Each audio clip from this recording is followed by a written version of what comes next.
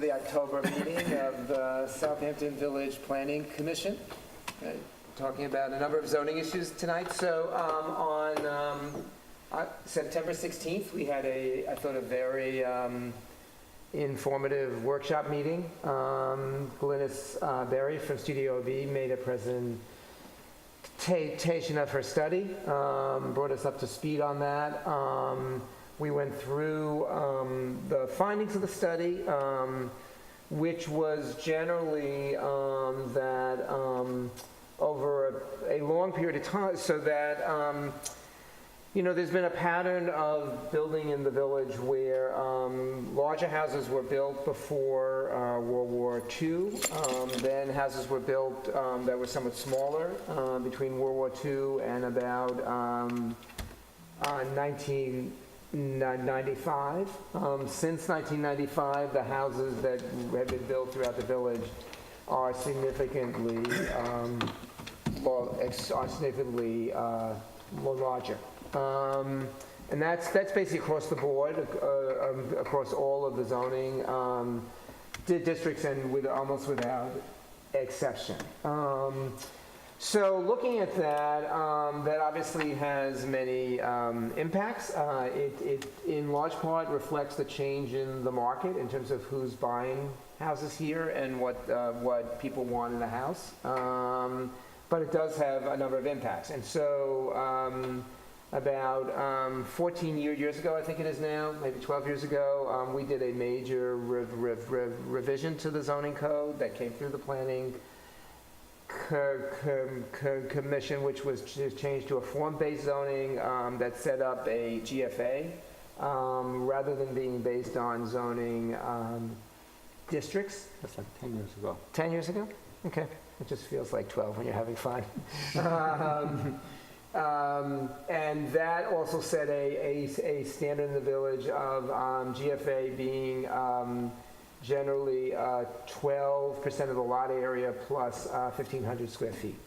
And in looking at that, we sort of, I guess the study sort of talked about a number of ways to manage what was happening in the village, both from a zoning and neighborhood character point of view, and also from an environmental point of view. Early in 2016, we recommended to the trustees that they make two changes. One was that in calculating gross floor area, any accessory building other than a garage would be included in the gross floor area. So that if you built, for example, a pool house, that would be counted as gross floor area against the amount of gross floor area you have available on the lot. So if you wanted to do a pool house, you would, but that would automatically be a deduction from the gross floor area of the main structure. Secondly, we also recommended that the 4/10 rule, as it's called, which is be applied not only in cases when a property needs a variance from the setbacks, but in all cases. And then we also increase setbacks both in lots of 40,000 square feet and less, and a bigger change in the setbacks for lots of 40,000 square feet or greater. The trustees, after review of the proposals, the trustees at the time decided to apply it only to lots of 40,000 square feet or less, and so did not make any changes to the setbacks or the placement of houses in lots of 40,000 or greater. Secondly, we had recommended at the time that the lot, I should explain, I guess, another issue that came up was the increasing coverage of lots, which was fairly dramatic when you looked at it in the study. So the amount of vegetated area has been going down in lots across the village, and we saw numbers of examples of that. And also, I think, examples of the extent to which that really changed the character. So understanding there's going to be new houses built in the village, lots where there was a result, where the result still had a large amount of green space. The house had a different impact than cases where the new house, not only was the new house, but most of the lot ended up being paved. And there were a number of examples, for example, on Dale Street that we used in the study to show the difference in impacts when you basically cover the lot with paved material of one type or another. So we had recommended at the time to the trustees that we put into the code a minimum of 65% of the lot needs to be vegetated. Unfortunately, when the building department started to analyze the impact of that, and to some extent, I think, predicted by the person next to me on the planning commission, it turned out that did not work very well. And I think really the real problem was that the results varied in an unpredictable way. So because we have so many streets, really what's different about Southampton versus other towns is on a single street you have lots of wildly varying size. So generally in other towns you have small lots on one street and then large lots on the next street. We don't have that. I mean, we have somewhat of that pattern, but much more common in our village is on a single street.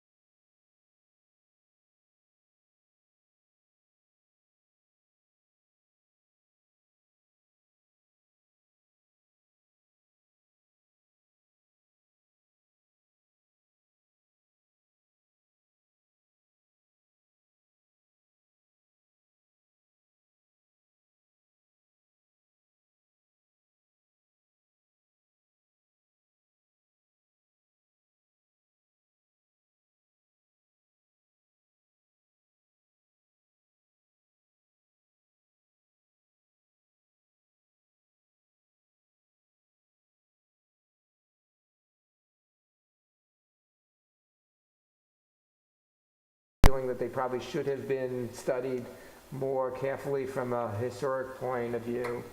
Those houses are now gone, and so there was a feeling that that needed to be addressed.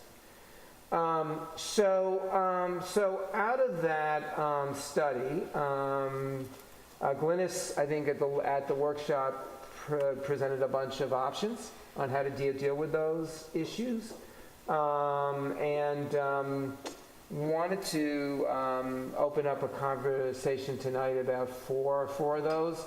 I'll list them and then let's do them in order, but I want to list sort of the 4 items that came up, sort of in maybe reverse order. The second was, the 1926 date for review actually dates to 1978. That's when that date was put into effect.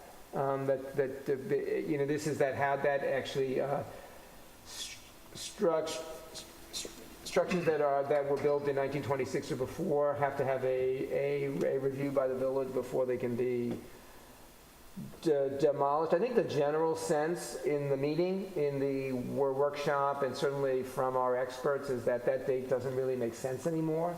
And really, that date had a lot to do with being 50 years. Which has been generally the rule that's been used in the historic preservation world. So the 2 options that Glynis talked about at our workshop was to move the date at which you would need a review, either to 1940, which is a fairly easy cutoff date because very little is built between 1940 and 1951 or so. So you really capture all the houses built before the war, but not the houses after the war. So that's a fairly easy cutoff. The other possibility is to apply the 50-year rule, which would change every year, obviously. So in 2017, I believe it would be any house before 1967 would be subject to this review, and that would change every year. So those are two options on that issue. The second issue is coverage. I can say this issue has been a struggle because there's so many. It's such a complicated issue with so many permutations. The idea that has emerged, which was actually, I should give some credit to the former chair of the Planning Commission, C.M. Aksami, who mentioned this as a possibility, is very interesting. If you read the current code, which I have with me, it defines a structure as anything built either on or below grade. And then it says that in looking at lot coverage, you include anything that is a structure. So literally, if you read the code as written, what it would say is when you look at lot coverage, you include any structure, and structure is anything built above or below grade. That is not how it is currently applied. The way it is applied now is the building department over an extended period of time has determined that certain things count and certain things don't. So just as an example, a deck in their mind would count as, in their interpretation, would count as lot coverage, and a patio would not. They don't consider, for example, a well to be considered as lot coverage because it's below grade, even though if you read the code, it says if it's below grade, it is considered a structure. So what's happened over an extended period of time is there's been, in effect, a reinterpretation of the code. So the option that Studio AB came up with that they thought was the simplest way to address this issue would be to clarify the language of the code and say it means what it says. That when you read the code and it says that lot coverage includes any structure. And I should mention that in the, and I apologize, I should mention that in the code book that exempts driveways. Driveways are not considered structures. So one simple option, might not be the right option, but one simple option at least, is to just say you have to apply the code as it is written. So that's the second issue. The third, and then we'll go back to all these, I wanted to just lay them out. The third issue would be to apply the 4/10 rule to the larger lots.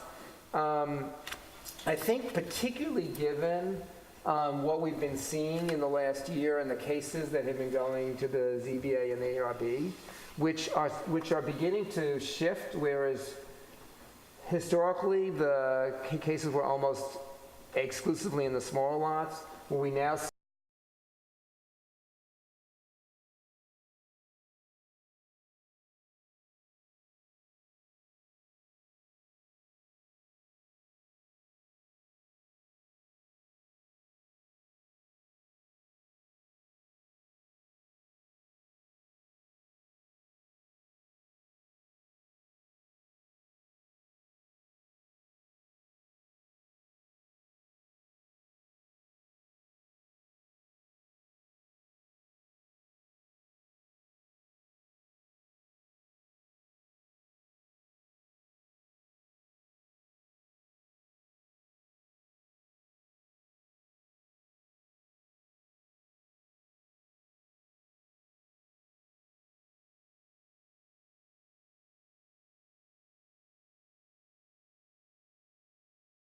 sort of talked about it when they did their initial report 2 years ago.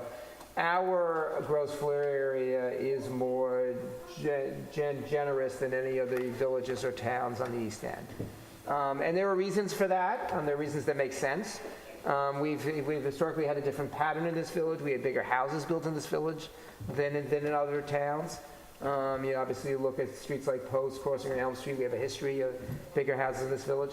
However, I would say what it turns out is when you actually look at the study and the analysis, what we thought up till 2 years ago is that what was basically happening is houses were going back to what was built in streets like Post, Crossing, and Elm Street.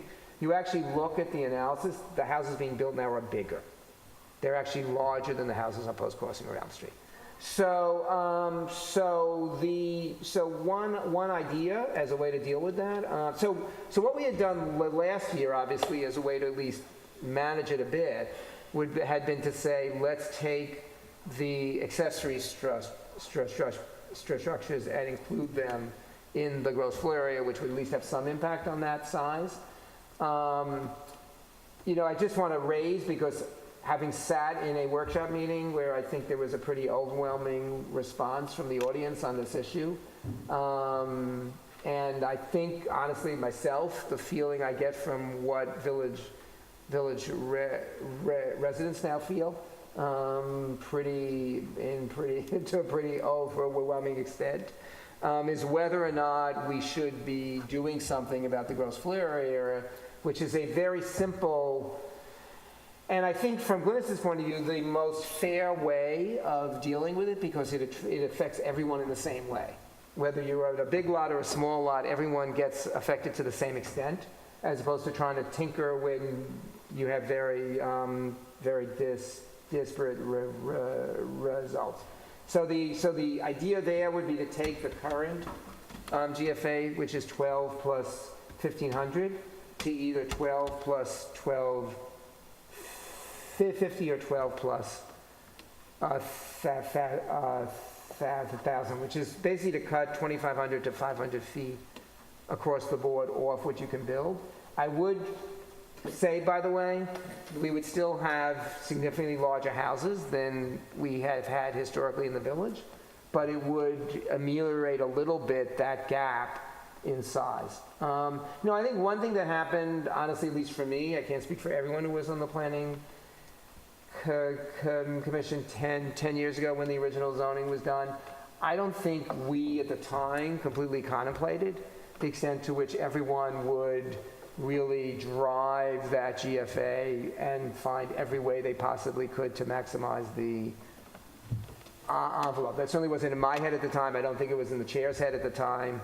The extent to which the result would be that people would really drive a truck through everything they could to try to use the maximum. And so if you look at basically the application of the building department, basically almost every person is maximizing FAR. So those are the issues.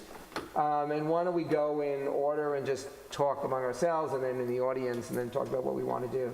So the first one is to change the date for historic review either to 1940 I feel we should or go 50 right years. away 50 years. Okay. Don't have a set date that automatically put, now for example, we've got the Art Deco building at the end of Hill Street that they were asking for a demolition permit. And when I was on a board, we talked about that Art Deco building as being part of the historic character. Now they want to tear it down. Right. I think we should have... The former garage. Huh? Yeah, used to be A.A. Jennings. In fact, the building across the street, I remember when they built that building, and the house that was there is up on Halsey Street, and Jimmy Hurley lives in it now. I watched him move that house. And A.A. Jennings, he was a real nice gentleman. Unfortunately, he was killed in an accident. He got his tie caught in the fan and got pulled into the engine. Oh, gosh. Yeah, kind of a... Yeah. The male version of Isadora Yeah, Duncan. That's morbid. Yes, but that's a little bit of the history. I'm not sure the historic law would have dealt with that. But again, that would preserve that building. And the other thing is the village should, when I was on a board, we asked the village to expand the historic district. We did it and didn't do anything with it. That should be done also. Other thoughts? I actually, initially I thought the 50-year variable was probably a good idea, but I'm kind of leaning having the fixed date, because if you keep on moving the year, at a certain point you're going to be protecting ranch houses. I mean, the houses that really count are really the ones that are really have a certain character that are really old. So I would kind of favor the fixed 40, the 1940, and leaving it open if down the line they want to change it again, and depending on what's there. But I'm not too sure just leaving it as a variable at a certain point will really. But you got to realize from 1929 when the stock market crashed, nothing was going on. The whole industry. Well, that's what building I industry. thought, but actually, Glynis said there's about 75 houses that actually are in those years. So there's a large number of houses in those years. I thought the same thing, and then I had to do a study, and there's 75 houses. I mean, I can't speak for Joe Blaine or Main Street, but 75 houses that actually built in that period of time. They're called plain style. You know, this came up at the ARB because there were houses that were replaced on Old Town Crossing, and then at literally the last minute, the historic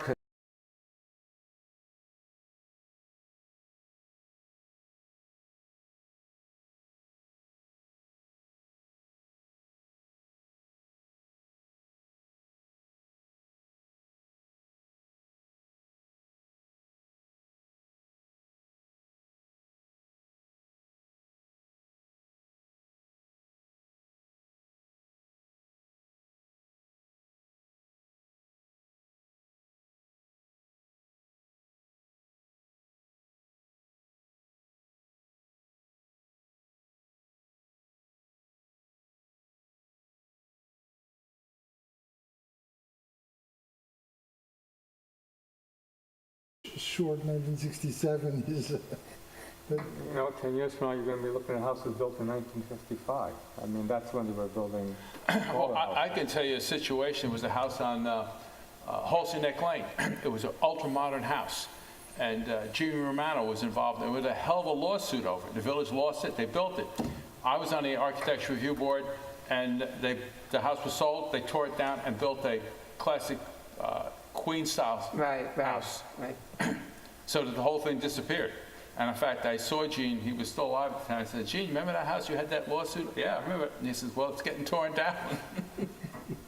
Eldon, comments, thoughts? I thought one possible middle road would be to increase it from 50 to say 60, and that might Right. not capture as many of the Right. ranch houses and houses that maybe aren't considered to Not a be. bad idea. Yeah, but you're still going to end up with the ranch houses, whether you move the date one way or the That other. would take it to The architecture 1957. review board Right. has the advantage Right. of saying, yes, you can tear the house down, or no, you Yeah, can't. this is a question that there'll be a review. It's really a review. It doesn't mean the house doesn't get torn down, it just means. And a I do review. think that, and something we've also discussed, is reviewing what the design guidelines are that the ARB has, which might be a better tool for them Right. to be able to look at the application and have something a little more concrete to discuss. Right, the other thing that we actually have recommended, and I think if we ask the trustees to adopt something like this, what we've talked about, and I think we should put in as part of this, is that the applicant be asked to include, if they're within those dates, a report about why they think it is or is not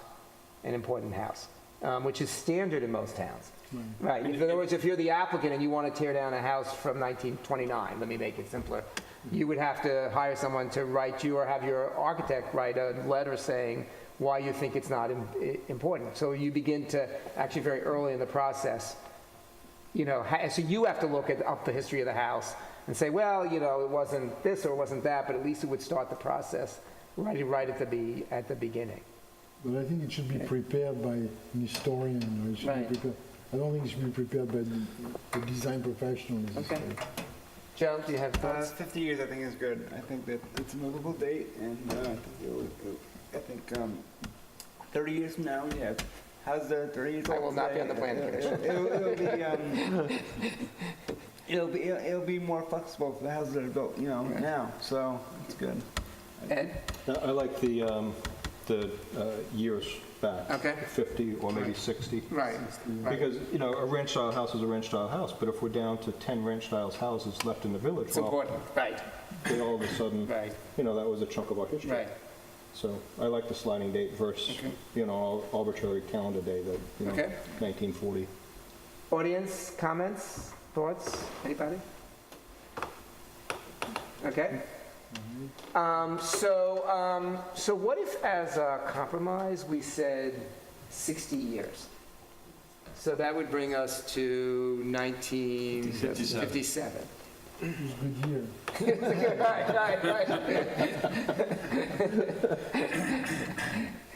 We'll call it the Shiflet rule. I like I 60. think that Okay, 60 years, yeah. okay.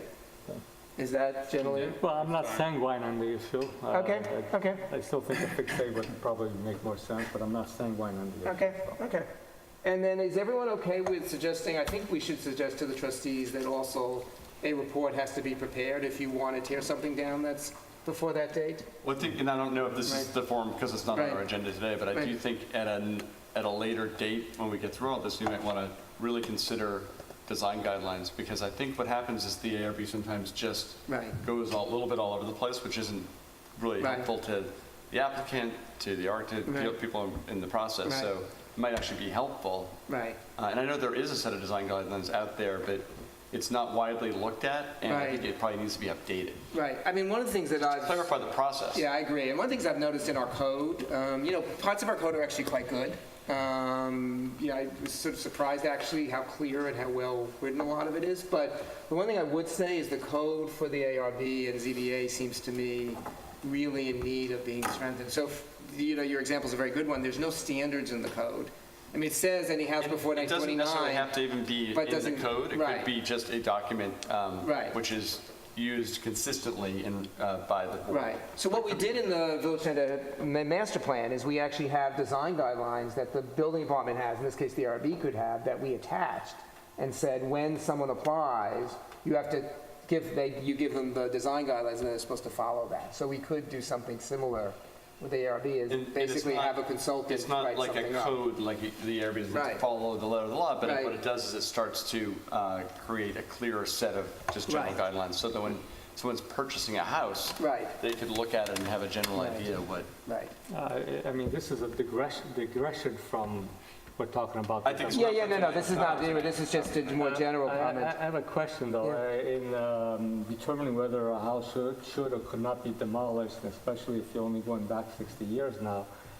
What are the criteria Well, that's what that one talks So, about? so demolition?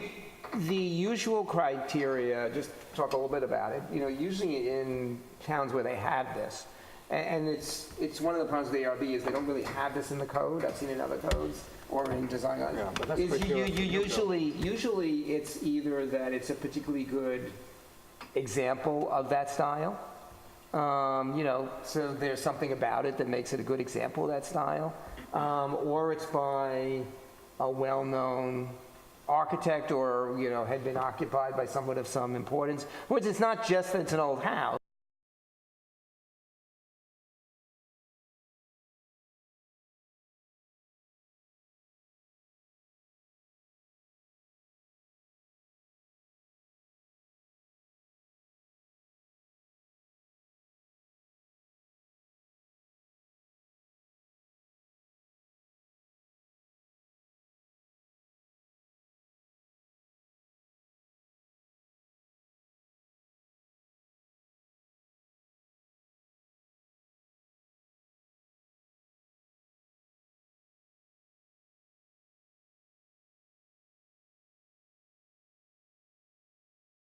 I think it says that if the house is before 1929, it doesn't get torn down. That's not what it says. I think that sometimes the conversations vary, widely, but Right. there is in the preservation world some fairly accepted ways to look at buildings.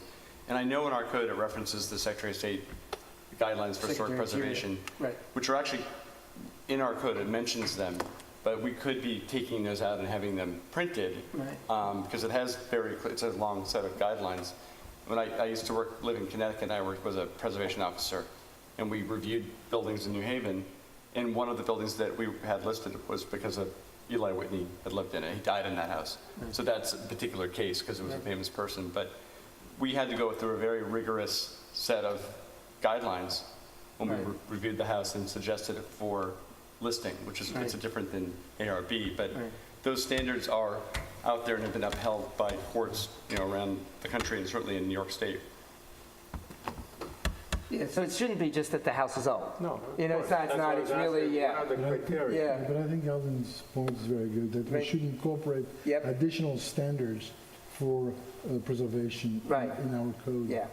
Because I think it is By also, reference. I mean, the problem for an owner is sort of this sort of unknown world of, okay, so what is it, how are people going to judge it? I mean, the house on Old Town Crossing, it was sort of a classic because what they ultimately, the historical consultant said is, this is a really good example, one of the best in the village is of this plain style. So that would be an example where under normal circumstances you would say, so that's a house that's important.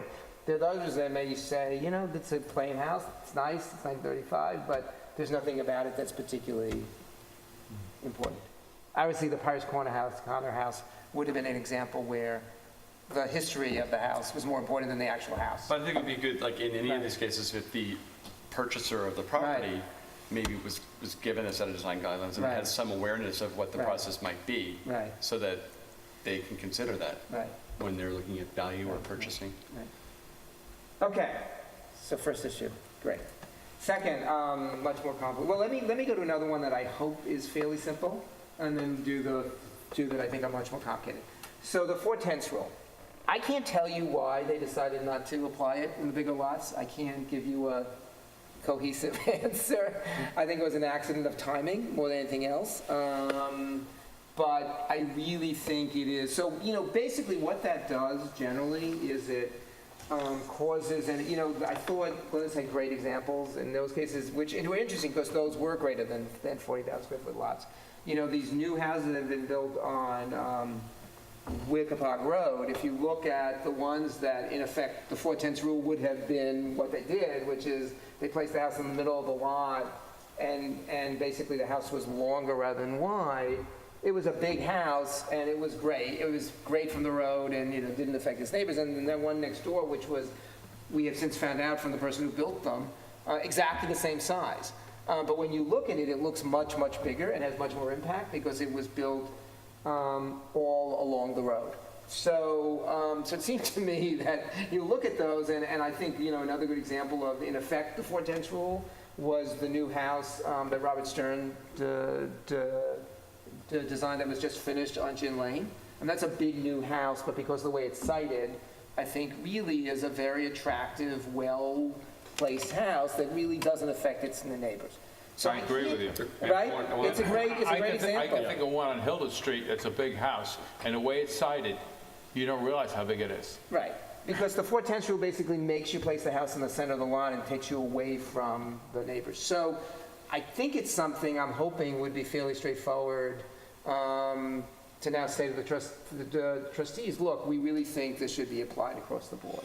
Could it be that because on the bigger lots, there's so much space that it really doesn't matter and there's not such a great impact, whether it's a little bit more on one side or a little bit more on the other side? Well, That's why they don't. You know, you would think that, but I think if you look at certainly some of the current cases at the ARB, it's pretty clear that it actually does matter. Because the problem is that, well, it's generally true, you know, even on big lots, you have lots of site conditions that make people want to put the house on one side or the other. So, you know, you can go down Meadow Lane and some of those houses are placed all the way to one side of the lot because it's, I think, more convenient for the owner, either because of where they want to put the garage or the driveway or the tennis court or whatever. Yeah, bigger And so you lots. still have these houses, I can think of one, I don't want to pick on anybody, I can think of one, it's a very pretty house, but it's built literally right to the setback line on one side and then completely far from the setback line on the other side.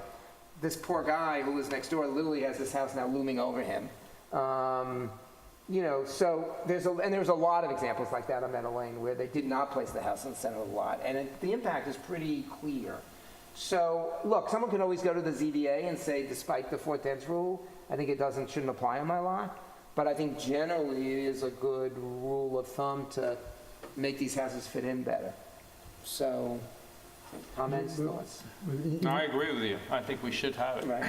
On the bigger lots. I just would point out that we're still, even with that rule, because I did a chart, which I can show if who wants to see it, comparing with some of the other villages, and even with the 4/10 rule, we're still considerably more lenient than Correct. East Hampton Village. Right. So just in context, so you Right. know, this isn't necessarily that draconian. Right. It's good practice. It's what we all voted for, actually, last year. It's just, and I can't, you know, I've asked, and I think it was, you know, there were a lot of comments. I think at the time they thought doing it in the lots under 40,000 square feet was particularly important. And then, so it just happened in a very quick way, but I think But right now, in our press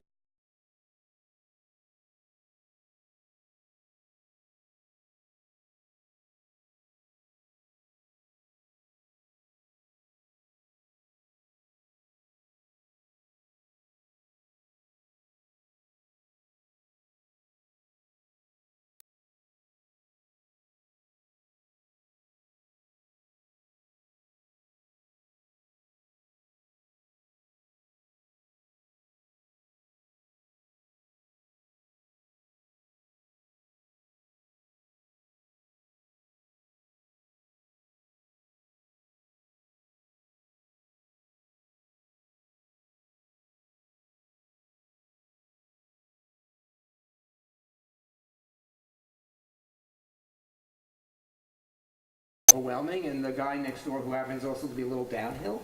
I mean, it's literally like, and the guy on the other side sort of hit the jackpot because the house is like 100 feet from him. So, it's exactly, I think, what is bad policy and bad action. and it- You also have taken, when you get onto the ocean, you've got the FEMA regulations. right. Which is 15 feet. And if the guy's had his house built 30 years ago, and the guy builds a 2.5-story house plus 15 feet, he's got no privacy. Right. So, I mean, those are the people this rule I think is going to impact the most, is actually those kinds of lots. But with that, Right, I'm not sure if I know the Right. house or not. Right. I've seen a couple of large right, houses. right. But with the FEMA now also, those houses on Meadow Lane all have to move closer to Meadow Lane, right? Off the ocean further? Is that? No, it's complicated. If you're replacing a house that already exists, and you're behind the dune line, you can build it in the same place, but as Bob said, you have to go up 15 feet. Right, But you can put it in the same place, okay. yeah. If you're building a new house on a vacant lot, Yeah. it has to be brought back Okay. away from the ocean. Even if the house is getting larger than what was there, that potentially Correct. got knocked down, it can still Yeah. stay in the same Yeah, footprint? yeah. I think if it's still in the same footprint, Okay. it's still in the same footprint. But if you're wanting to go outside of the footprint. Then you have to pull it back. Then you have to pull it You're back. right, right. And that could start impacting tennis courts per se down there, because now if you're coming closer to the road, you may not have. Right. Because the tennis courts are not on the ocean side of all those houses. Right, They're on I the- think the long-term result of FEMA rules is you're going to see fewer tennis courts on the ocean, Okay. because Or your potentially- buildable lot is actually, having nothing to do with us, is getting diminished. Or potentially in a side yard. If you Right, back center the house. right. Well, that's why I think people have been dragging houses over to one side, Right, is to squeeze all this other stuff in on the other side, because they're up against the ocean, so they're trying to, they're trying to squeeze all the sort of stuff they want right. without having to go for a variance for, to FEMA or anybody. Yeah. So why preclude them? I mean, Because it really has an impact on the neighbors. well, It really does have an impact on the neighbors, I don't know. I believe. But, I think that's one of the biggest issues we're here. Well, is just that go we're look at hearing that from new the house they neighbors. built on Meadow Lane, near Right. the tennis club. I mean, I don't know how the architecture review ever approved that house. I would have never approved it. right, So what if the lot First has thing, to they should have inspected the old house before they gave the demolition permit. right. I happen to know somebody who had worked in a house and said there was nothing wrong with that house, except the owner didn't have the money to remodel it. But I mean, this is something that we thought last year made sense, because it was Glynis thought of all the ways in other words, again, if our approach is to say, look, we understand someone's going to build a 10,000 square foot house on Meadow Lane or Ox Pasture, or Halsey Neck, or whatever, we're not trying to change that. We're just trying to say, if you do that, you should be required to pull it away from your neighbor. That seems to be a fairly modest Right. thing to do, that hopefully ameliorates some of the concerns people are having. So what did you read in the setback? one? Right. 40,000? It's Yeah. Here it is. greater than 40,000 square feet.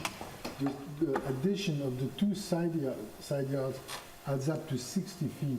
Right. Which is, With a minimum of 20. the problem, I think, is the minimum. Right. I Right. think that's the number that should be changed.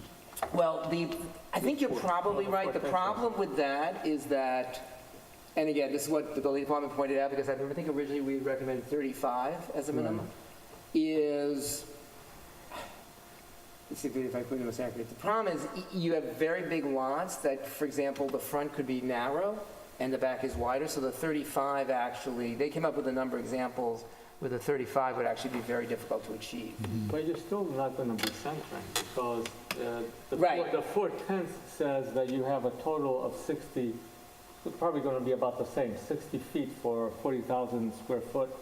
And all it's saying is that instead of taking 20, you got to go 30 and 30. Correct. So you're really not centering, because if you have if a lot is 200 feet wide, I mean, that's probably what it is for 40,000 square foot, but there's 120 for a half acre, and you got 60, you still got 140 feet to play around with the house. But you are definitely forcing the house to move over. Well, move over 10 feet. Right, but that's, Yeah. look, I mean, well, this is not a radical change, but You're not necessarily centering. I mean, you're it's just forcing it more Yeah, towards the yeah. center. Right. forcing, right, but you're not right, centering it. right. It depends on the size, on the That's width of the along lot. with the lot, right?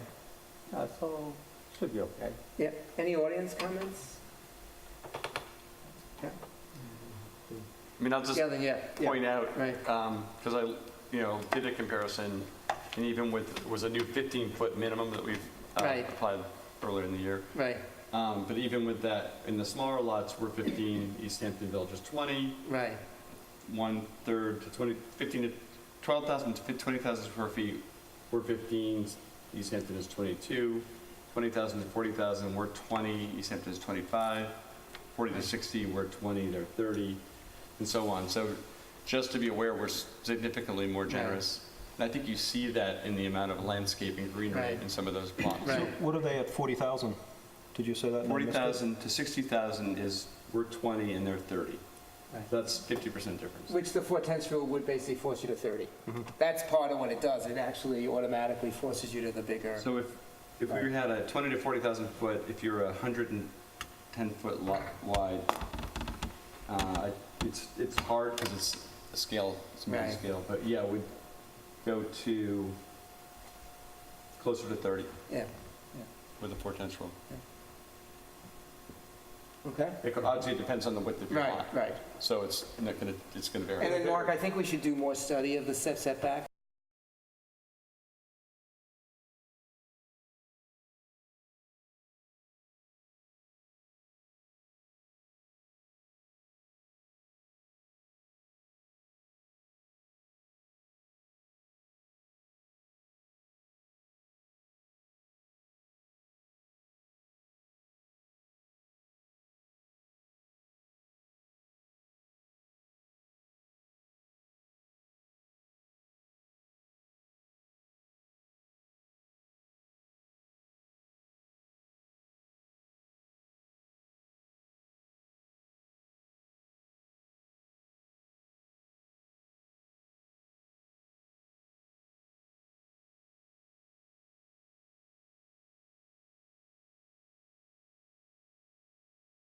Correct. It's right. So in 10 years from now, There's no pyramid, there's no Right. pyramid over 40,000. Right, there's no pyramid either over 40, so. Okay, so let me get to then the more complicated issues, I think.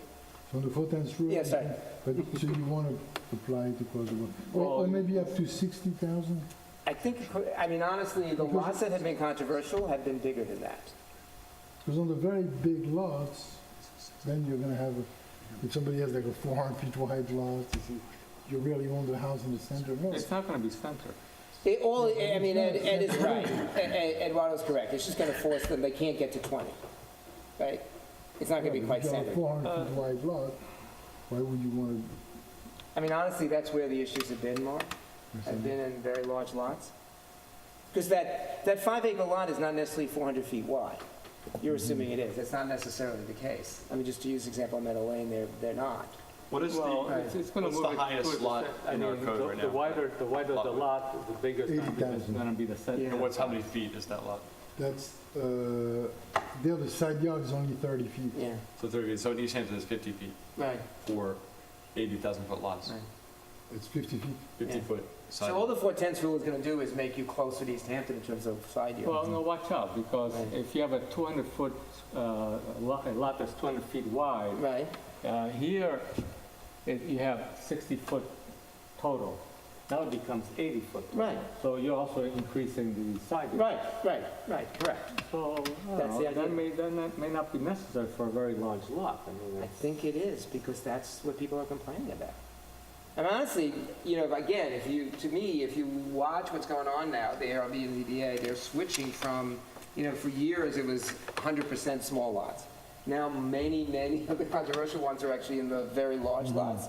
And it's almost always the same issue. It's not the size, some cases the size of the house, but more, 90% of the cases, it's the guy's ending up right up against me. And there's lots of reasons for it, but for the neighbor who, particularly someone who's bought who owns a very large house that's worth a lot of money and suddenly has a neighbor that's 20 feet away from them, very large, because we don't apply the pyramid law in those lots, that has real impact.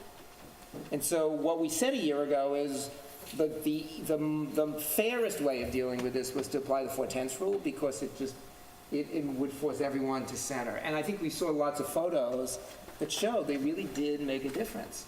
I mean, it really does. When you force the house to center and maybe be deeper rather than wider, it really does impact I the mean, neighbors. Well, and the street. I just have an issue now because maybe you're increasing the side yards and it may not be necessary, but, I mean, you say there's, how many complaints have been between? A lot. A lot? A lot. A lot. A lot? A lot. What does a lot mean? It's, I would say, good in many of the cases now Well, there's one in the paper, Right, regularly dominating the paper. And again, part of the problem is if you actually apply the rules as they are now, ironically, in many ways, the regulations are less restrictive in those lots because it never mattered, because people weren't doing that. Now people are. So just use my example as I'm thinking of. The guy says, okay, I've figured it out. I can move my house all the way to the side, then I can get my tennis court and my pool, my garage right next to me. Now I have this huge lawn that goes all the way up to the ocean. That's great, good for him, except for the neighbor who now has that house 20 feet away from him like a wall. It's really changed their context. And that's not good zoning or good planning. It's not, and again, use the Wickabog example, 3 big new houses, right? But I think 2 of them, it's terrific. They're great. There's nothing wrong with them, and the street looks great, and they're really adding. The other one that is the example of the house that's like all along the street and going right to the line of setback, it's pretty awful in terms of its impact on the neighbors. Forget architecture. In terms of impact on the neighbors, it's much more impactful, and to the street. So I that's the can argument. think of one in the town on New Light Lane. Right. Just what you're Yeah, I describing. know which one. Yeah. I mean, it's right up, I think it's about 10 feet off the property line. Right.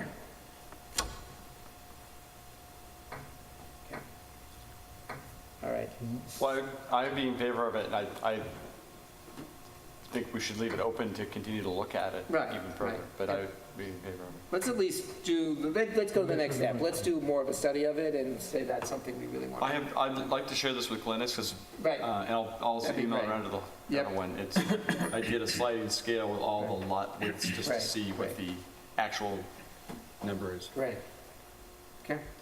So lot coverage, maybe the most difficult issue. So let me go back to what came up in the study. So, what Glennis was showing us in the study is that if you looked at many of our streets, that while, they varied, the houses varied in size, and new houses being built were bigger, that in fact, on many of those streets, and certainly the examples, for example, she showed on Dale, you could build a much bigger house than the house that was there before, and if you kept the lot in its sort of green state, the street had a lot of ability to absorb that, if you will, to sort of, while it was bigger, it's still the, and certainly over time as things grew and all. And houses where you ended up with, because of the way our building department applies the code, a very large amount of the lot basically paved, if you will, it really changed the context of the street. Now, you could argue, certainly, and some people will argue, well, eventually the hedge grows higher and everything else, and at least in the summer, you don't have quite the same impact. Although I would say from a noise point of view, I would argue you do. But it's sort of that was the core of, if we're going to allow, knowing that we have much bigger houses being built, that maintaining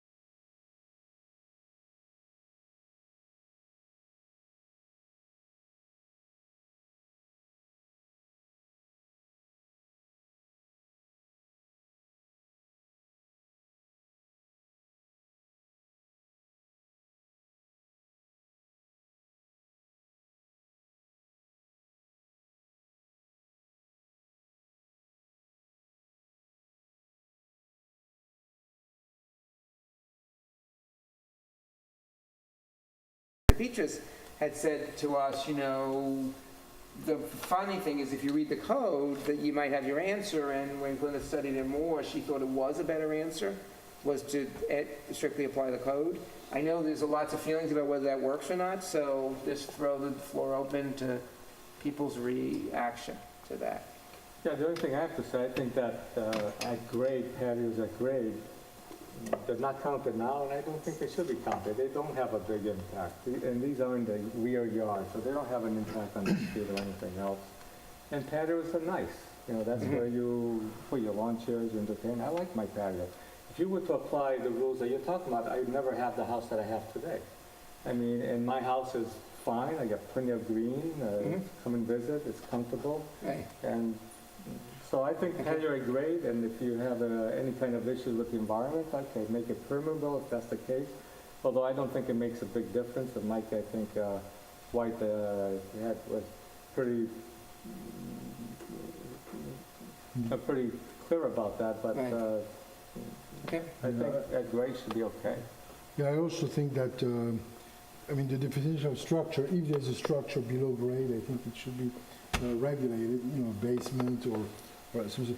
But I think that for patios, whether it's a patio or whether it's a gravel walkway or whether it really there's really no impact.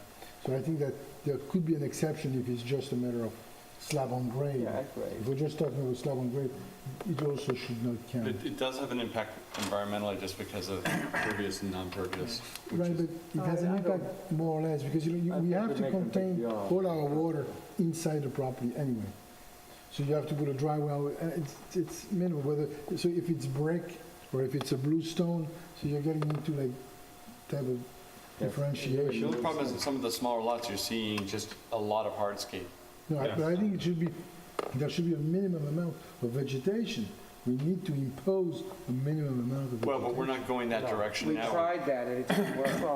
Well, regardless, even on the small lots, they probably don't go over 40% coverage, even with the patio. So it's not like they're putting 90% coverage.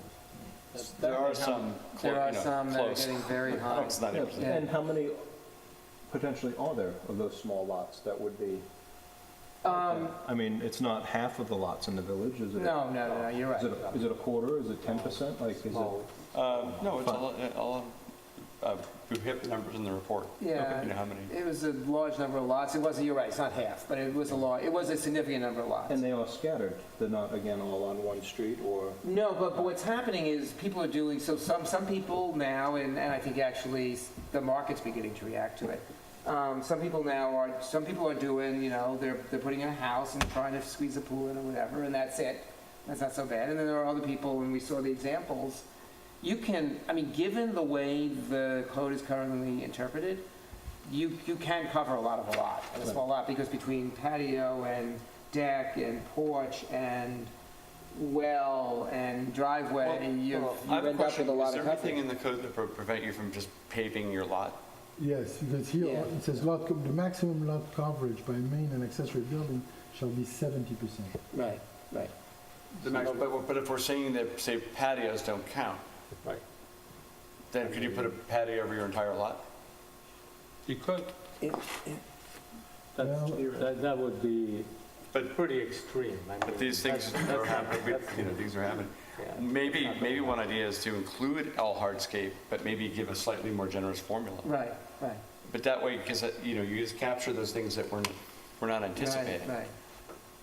I mean, one of the things I would say generally in zoning is, to the extent that you can do something that doesn't tie it to specific things because people's tastes and thoughts change, the zoning tends to last longer because it can cover how things change. So Eldon's idea is, I think, an interesting idea, is maybe you increase what you're allowed, but include everything in it.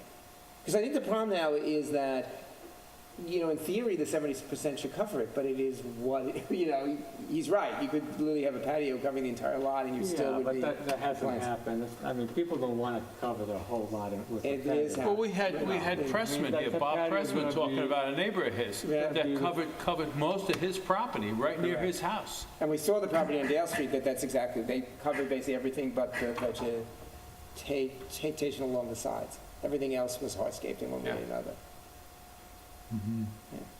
The possibility is to change that code in the book.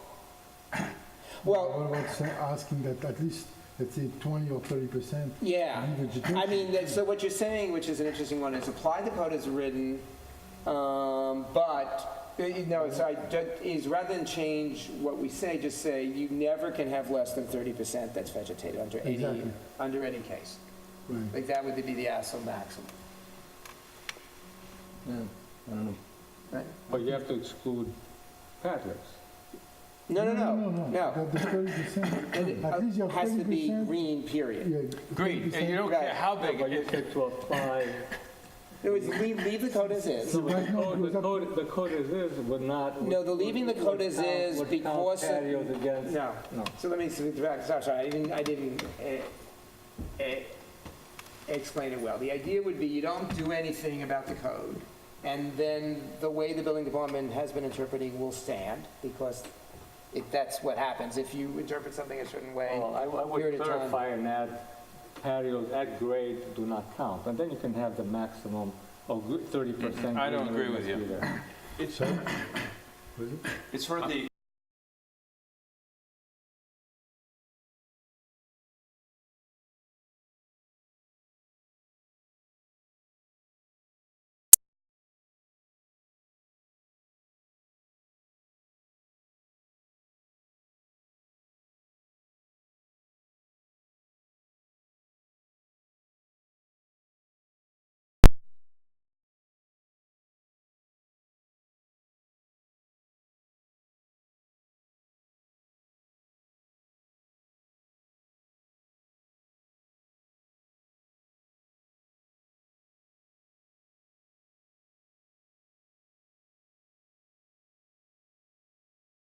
It should be, I It think. should If be. you We read the should code, it should be. Right, it is a That's, I structure. don't think, the It practice. is a structure, but right now it is not counted. Right. So, That's a whole nother topic. I believe that, it's not a topic, but I believe you're allowed, it's either 3 or 4 feet by New York State code that's to right. access down, Yeah. well, you're required, required to, but at therefore least 3 feet should be for allowed. egress The question purposes. is it counted? But- The fact that it's required, so the interpretation has been if it's required, then it doesn't get counted. Mhm. That's not in the code, it just is how it's been interpreted over time. But Right. people now do, like, modify those egress into like Zen gardens or like entire areas. Right. But if it's a garden below grade, I mean, your green space. No, I don't think. No, that because it's is- hardscape, it's structure, Yeah. it's concrete. It should be counted, we should make that clarification. They're pushing it up to the property line. Right. In any case, that's, Okay, so it doesn't sound like we're ready to come to an answer tonight, I'm not. which is fine. So why don't we study it further? I think just an interesting idea, if we could figure out a way to combine a minimum amount of green with maybe Yes. more clarification, what you do and don't count. That sounds like the Yes. direction we're going in. That's a great way. All right, so now our easy issue. Size of houses. So let me tell you and I can certainly make the arguments on both sides. So, as I said, historically, the reason 10, 12 years ago that we decided to do a more generous formula than what other villages had done was it was, I think, because generally we said, if you look at the pattern of houses, generally houses had been, there were more larger houses here, more variation here than in other towns. I think we did not do a study of house size at that time. And, what I think we did miss, honestly, just because no one's perfect, is we missed the pattern of what was beginning to happen, but, the numbers are very stark. If you look at the houses built between 2000 and 2017, they are significantly bigger than anything we've ever seen. And if you read the real estate ads, 6-bedroom houses, 7-bedroom houses, 8-bedroom houses on local streets. I mean, you've never seen anything like And this. no parking. Well, that's a whole other issue. That's the result. Right, that's a result, obviously, when you place that big a house on that size lot. So, but it seemed to us at the time to make sense. And what we've seen since, for better or worse, and, I think this is largely reflects where the market is and what people are looking for in houses, is you have to presume virtually everyone will build whatever they're allowed to. Very few people are choosing to build. I would say in rehabs, because they're done by owners, people to some extent are building less than they're allowed. New houses, which are generally not built by owners, I think you have to assume people will build whatever is permitted. So the, Glynis had raised this issue two years ago. We had decided not to do it. But I want to raise the issue again because I think we are hearing from the audience, certainly at the workshop, and I think the trustees are hearing from their audiences, is whether or not we should come at least closer to the size that other villages are permitting. So we are now 12 plus 1,500. Other villages either are closer to 12 plus 1,000 or 10 plus 1,000. So we are much bigger than everybody else right now.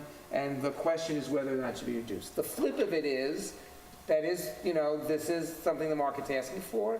And again, we do have a pattern of more variation of size than other villages. So with that, I throw it open for thoughts. I just want to make a comment because I think you gave only half the history. Okay. Because when we changed the zoning, bear in mind that the zoning that we had before only looked at the building envelope. Correct, you're correct. And allowed up to 6,000 square Correct. feet. Correct. On a, let's say, a half acre lot, Right. even a quarter of a lot. Right. You could go You're correct. 6,000 square Sorry. feet. So the zoning that we passed was a major Correct. reduction. Correct. And in the right direction, I would Yeah. say, so that a half acre Right. lot today is 3,900 square feet and not 6,000 Right, square feet. right.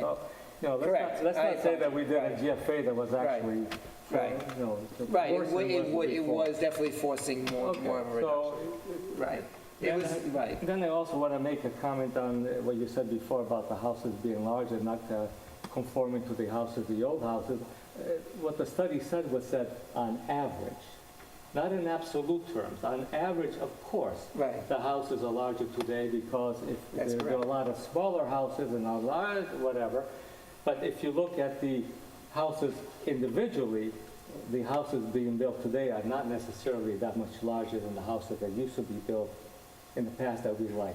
So I think that's important to understand too. I mean, it's on average. So on average, of course, the houses are larger, and you're right.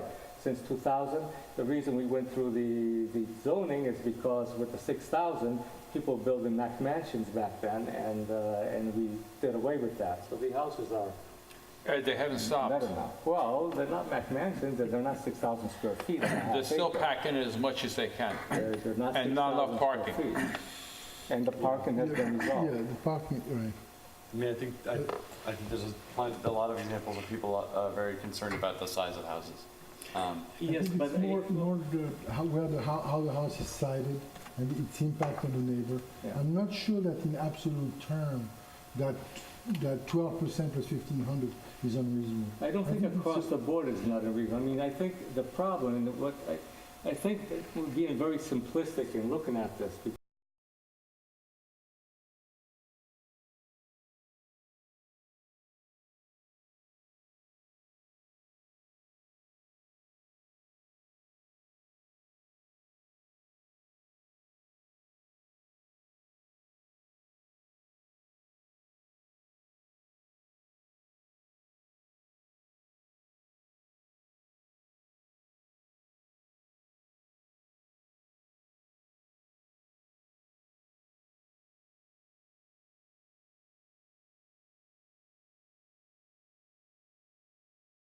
Ratio between the lot size and the house, and you're looking at a 40% ratio on a quarter of a lot between the house and the land. So it's true, on a smaller lot, you have much more building rights than you have on a half acre lot with today's formula. So maybe what we're looking at is to tweak the formula so that we don't hurt the larger lots, but make an adjustment on the smaller lots. And that can be done. I've done it. I've worked on it myself already. Interesting idea. And that's a way of doing it. Interesting idea.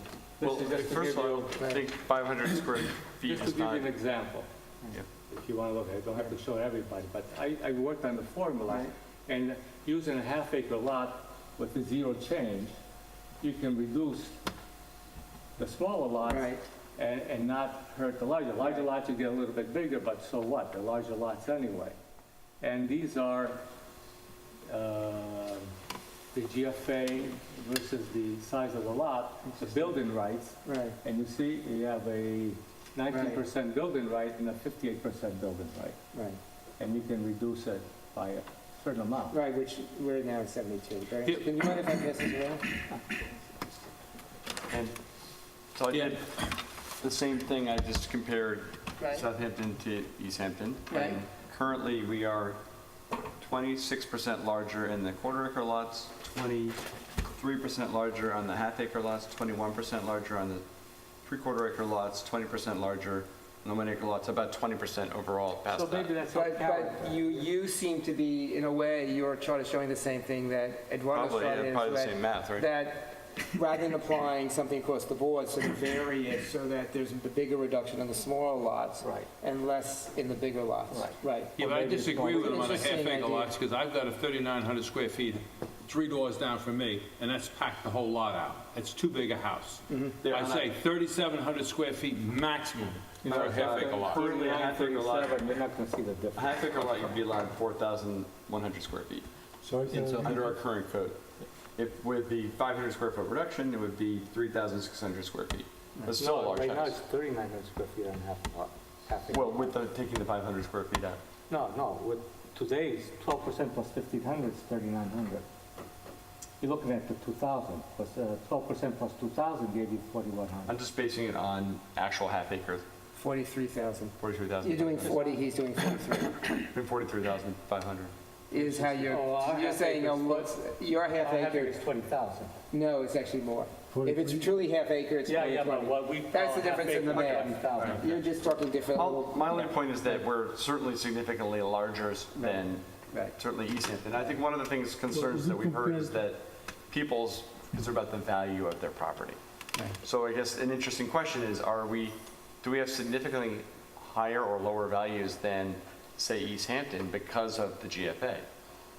I mean, I don't know, we haven't done that study, but I'd venture to say that East Hampton has very high house values. I have not heard that Right. there's been a concern about it.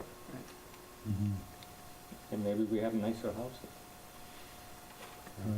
They're building nice houses in East Hampton. Yeah, No, I I'd think- rather say I Southampton. just point out that that's like a comp, I can tell you, I've studied the architecture of houses in East Hampton, but my guess is they're nice.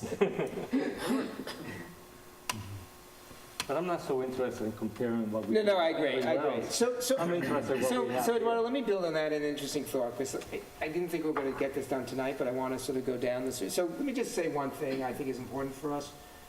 For us to have legitimacy as a planning commission, I think it's very important that we respond to the fact that we're hearing such strong concerns, and we have a study that shows those concerns are not totally nuts. There's a reason for them. So I'd like to at least explore if there's a way, and I think your sort of idea, which is should we do something that really deals with the biggest impact, which is in the smaller lots, and then does less in the bigger lots, is a really interesting idea. So if people are okay with that, I'd like to ask Glynis to study that. I'll give her your chart and your stuff. and Definitely maybe- make sure that math is right. Well, Right, but it's Absolutely. I think it's a really interesting idea. Since across the board, we're like 20% higher, but we reduced it by 10% across the board. Well, I guess Eduardo's point is you reduce it more in the small lots and less in the bigger lots because the differential. But the problem is that where is that Correct. threshold? Where's Right. the cutoff line? And that's difficult to So assess. let me ask Glynis to come back to us and propose what she thinks would make sense based on the study. Right? One way to look at it also Like half acre, that's where you have. is to look at, what we used to do when we were doing planning in other jurisdictions, is we would look at the actual condition, which we have all that map. So Glynis can compare it to what's happening right now in reality and see how big a differential you're making. Because you don't want to create non-conforming situations, clearly. And I also think, the other thing I'd like to ask her to look at, and I'm not going to say, And this will eliminate a lot of Right. nonconformance, because it's Right. going to make the changes only on the small lots, and it's not dramatic, right. so. I mean, I think what we want to do is, and I'm not going to It's say this the possible right to way. also do it I know that right now it's strictly based on the size of the lot and not the area. You're not using areas, Right, zoning areas. yeah, we went to a form-based zoning. Form-based zoning. The problem with doing it in Bay Area is the areas in our village don't really mean much in terms of the actual built context, and Glynis showed that.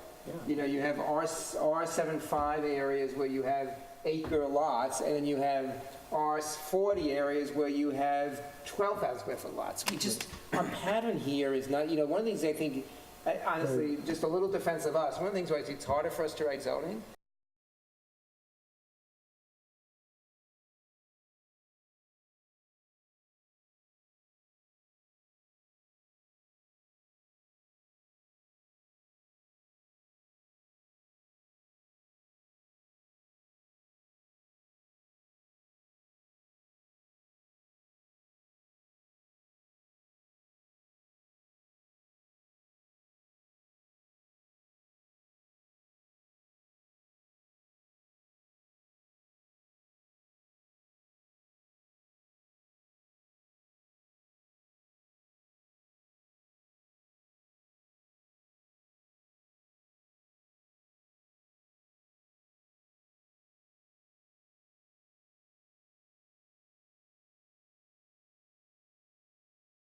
is that right?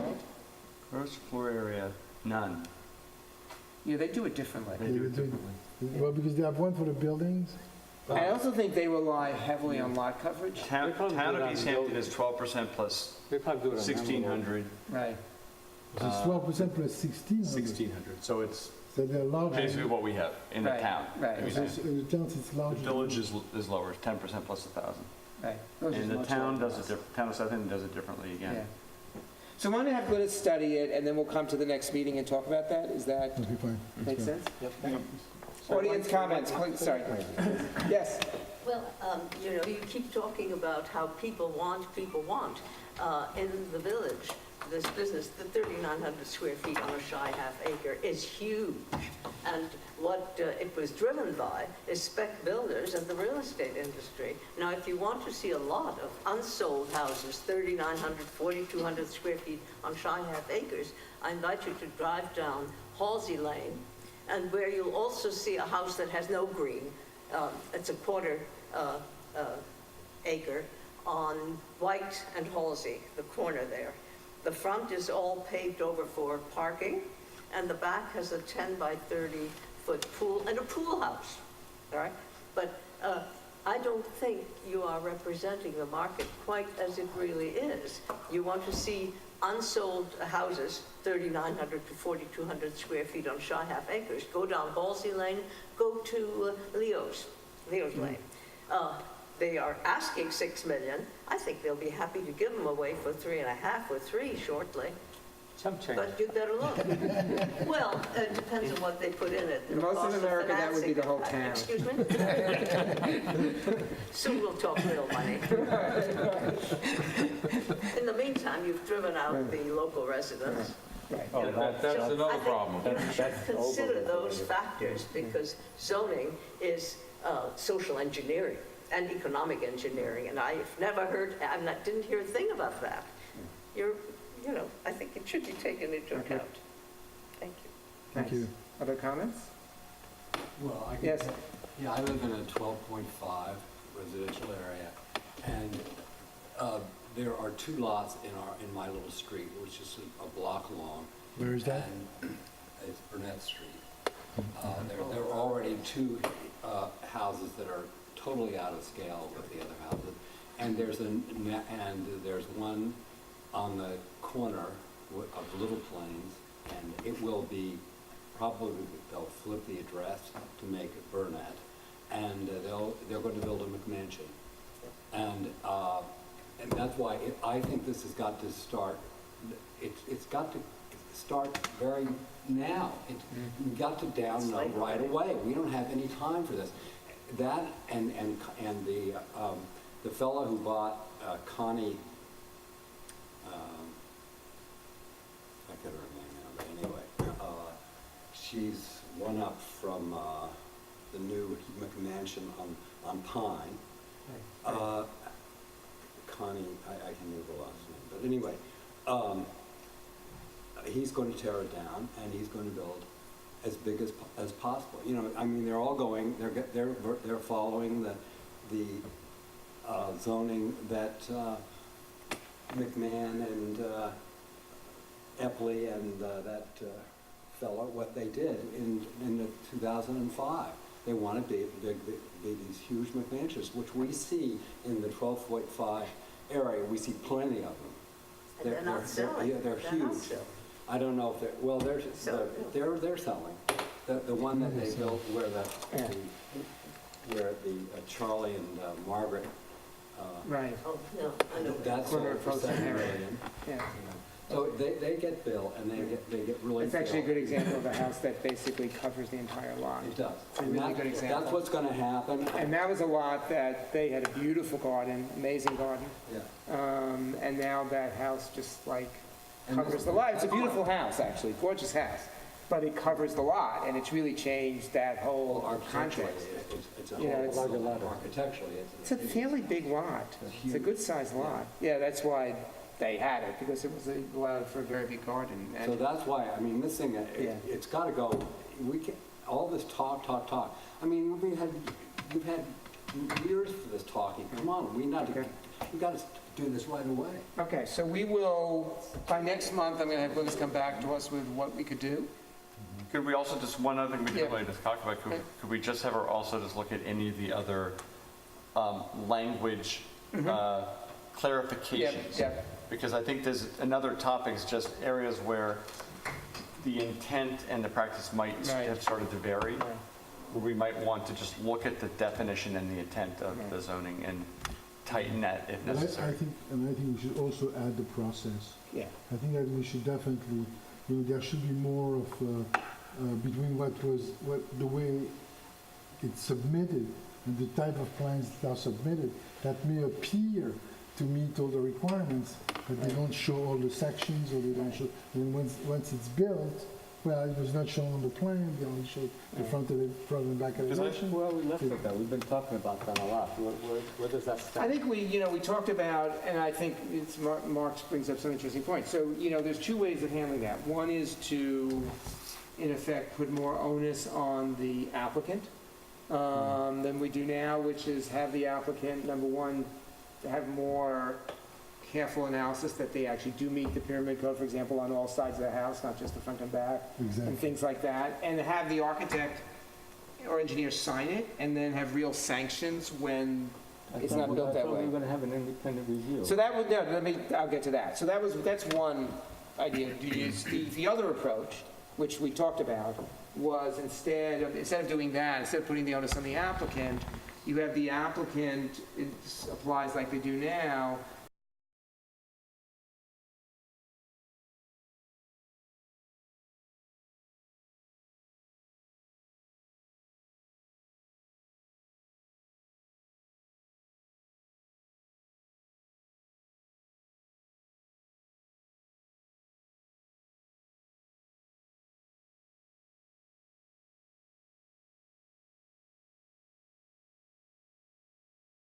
allows it to be more straightforward. I don't think the building department is a particular fan of that approach, but it is, I think, we had thought it was an approach that would, at did least not. make sure that everyone was following the rules. Right.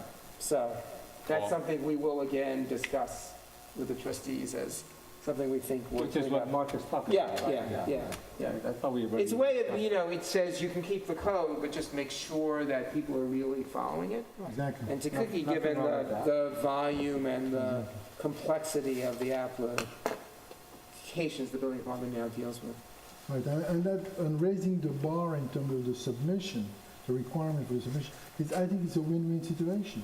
Right. I mean, you get better drawings, more, I agree. But I would move that we had to pass something along, certainly by next session. Yep, because yep. As you think, this has been a Right. lot of discussion. So I would like, let me get Liz do some work. I'll get her to try to send something around before the Yes. meeting. I'd like people to come to the meeting next time with some sense of, this is what we could be posting. Were we in dark skies, Paul? Did you? I think we need to do that. I just want to get this cluster of rules done so we can move on. Dark skies is clearly one of our priorities. Trees are another priority that we talked about, and affordable housing being, I think, the third. I think it makes sense to just deal with a cluster, because there's a lot of discussion just about these Right. issues. And then And we just can, in response to people who I think quite accurately say, we've been talking about this for a long time, guys, do something. Right. Okay, that's the I'm going to close the October meeting of the Planning Commission. Thank you.